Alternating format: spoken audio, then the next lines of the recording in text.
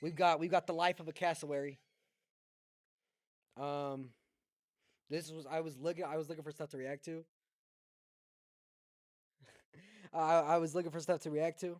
Life of the cassowary. I was looking for stuff to react to. And I was thinking, right? I thought about those videos where it'd be like showing like the evolution of Michael Myers, or like the horror people, like through each time they've been shown in media. So I searched up Life of a Cassowary because the correlation is there, obviously. Ratites, the biggest birds in the world with the exception of the kiwi. And today, we'll be looking at the most colourful and most deadly, to the extent the keepers have to use riot shields when approaching them in captivity. That was a ball sack on his chin. Whilst there are 3 species, today we'll be looking at the most famous, the southern cassowary.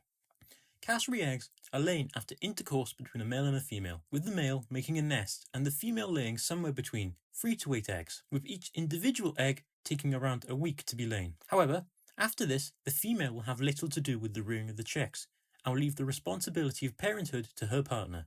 The male will sit on the eggs incubating them for around 50 days, turning them over and defending them from possible threats. And in the scenario that he has to leave the nest for a period, the eggs, as you can tell, are a green colour, which allow them to blend into the nest and the wider forest floor. However, usually the father will not leave his young during this period. Hatching will begin once the chicks start pipping, and within 1 hour, they will all be fully.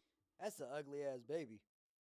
If I had to say anything about this picture right here, this is an ugly ass baby. Hatched and will be able to leave the nest. Cassowary chicks are born brown, unlike their more vibrant parents.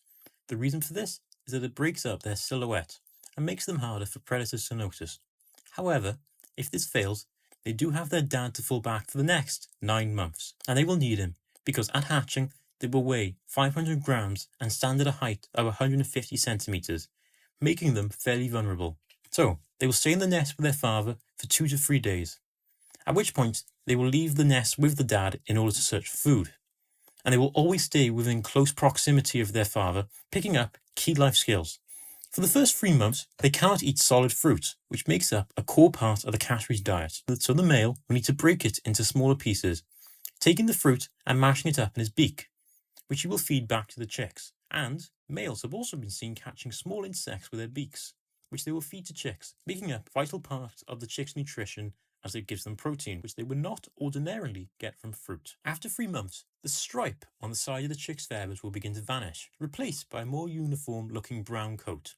By this point, the father will have stopped mashing the food in his mouth and instead clicking his beak on the floor to signal to the chicks that food is nearby. It is also at this point the chicks will start to lose their face feathers, and they will fully disappear by the age of 9 months old, at which point they will be half the His ball sack is it's developing.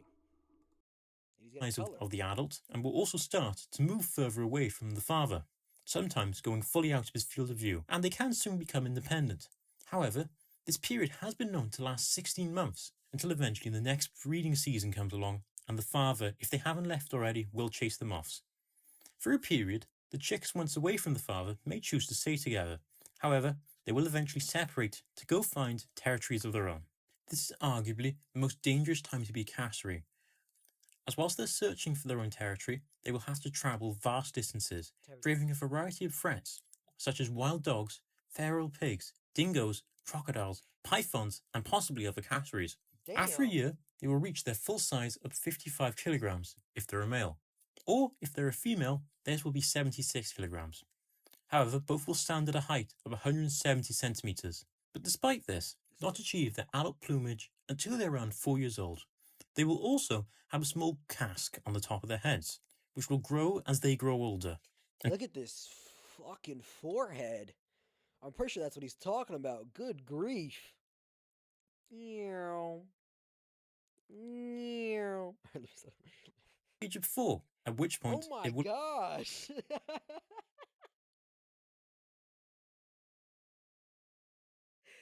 Yo, this looks like the Carnival cruise shit.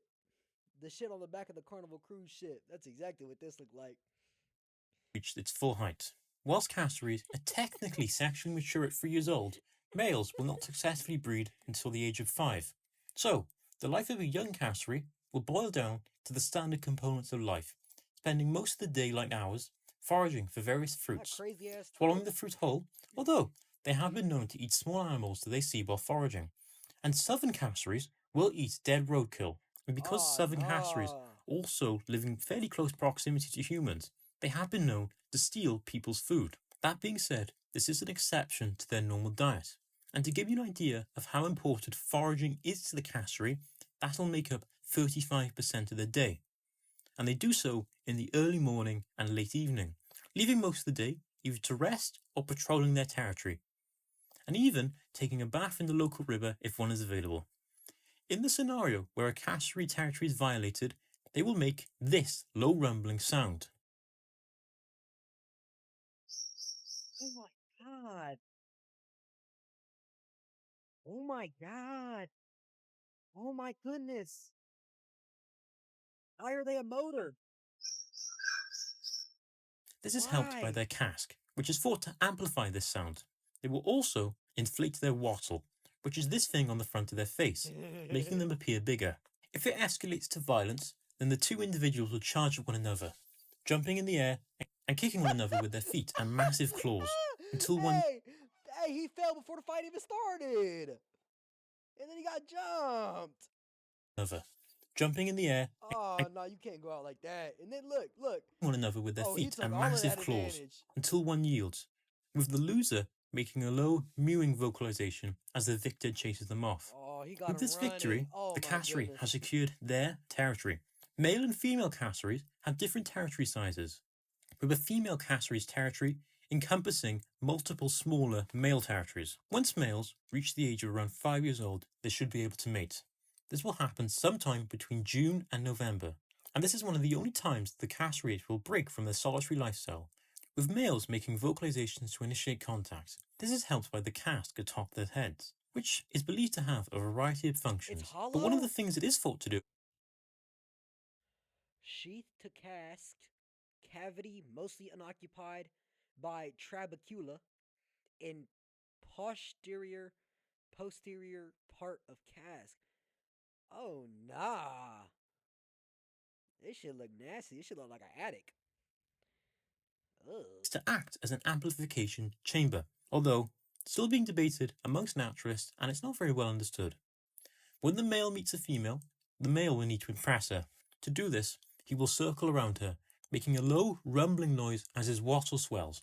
If the female is impressed, then she will chase the male to test his fitness, and they will spend the next 2 days together feeding, until the female lets the male mount her, leaving the male to raise this batch of chicks. However, females will have multiple batches of eggs with multiple partners, ensuring that at least some of their offspring will survive. However, the general rule of cassowary parents being absentees isn't necessarily always true, as there have been cases of female cassowaries raising chicks after the male has died. This process of eating and raising chicks will continue for the rest of the cassowary's life, either until they lose their territory or they die.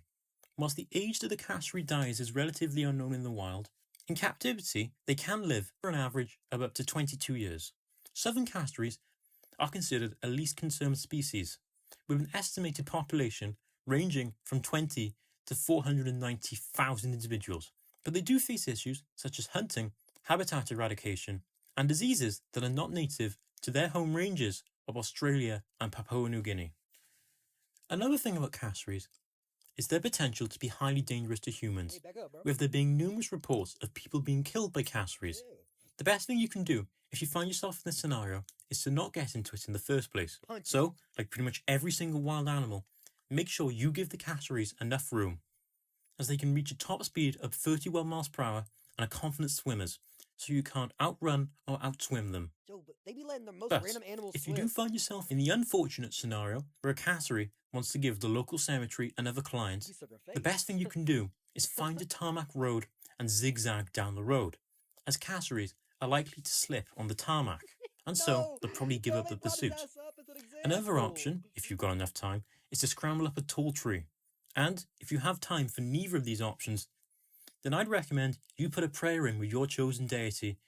You'll need literally all the help you can get. I'm not losing to no little cassowary. Little cassowary not getting up on me. No little cassowary. That was a good video though. That was a good video. I feel like cassowary is one of the few birds that wouldn't taste good to eat. That's that's my assumption of the cassowary. But that was a good video though. That was amazing.